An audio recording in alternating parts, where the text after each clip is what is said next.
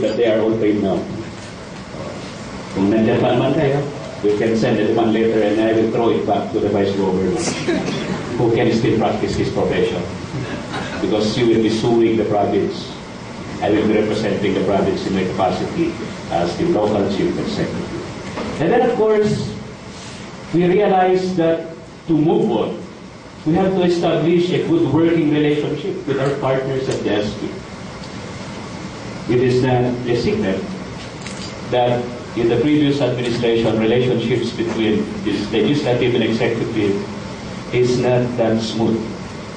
So we made it as a task, as a goal, to start it right by having a good relationship with our SP. And our first commitment, a tangible proof of which, is that we allotted the sum of 3 million for the renovation of this hall, the Vice Governor's office, and eventually, and I'm hoping that before the year ends, we will construct the individual offices of our board members here at the 3rd floor of the main Capitol building. This is on the premise that we should sit equally, even physically. We should be occupying the same floor in the same Capitol. After all, we are the same government. So, Adwani, welcome to our members of the Sangguniang Palalawigan on your first inaugural session in this in this hall. Sabi ni General, ibaga may Vice, kurang ng aircon. Sinama ko na sa sofa para hindi makalimutan ni Apo Vice. Part of that is some what we call traditions that had enslaved our predecessors in office. I would like to cite some. One tradition which we do not like to pass on to our successors is the tradition of what we call payback time.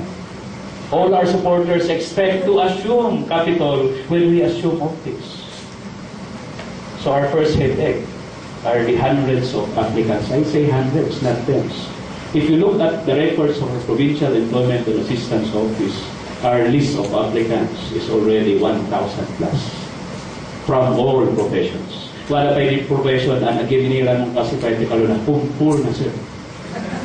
So if you could find the gana nga tayo na pumpur na. So that's the first tradition which we would like not to pass to our successors.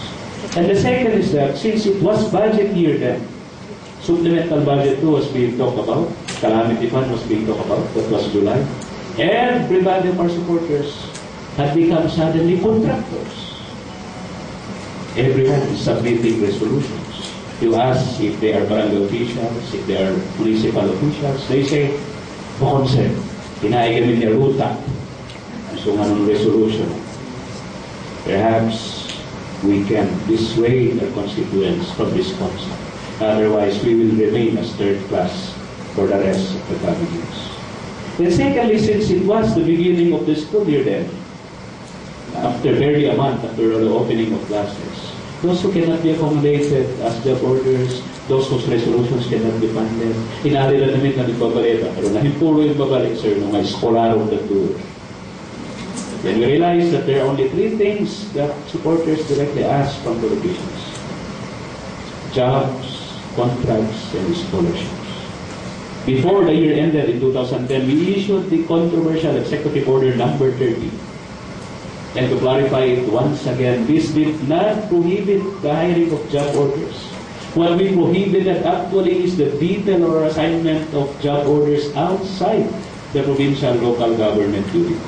This is actually to centralize all our programs and projects, so that if we detail personnel outside the province, it should be in pursuance of our own programs, our own projects.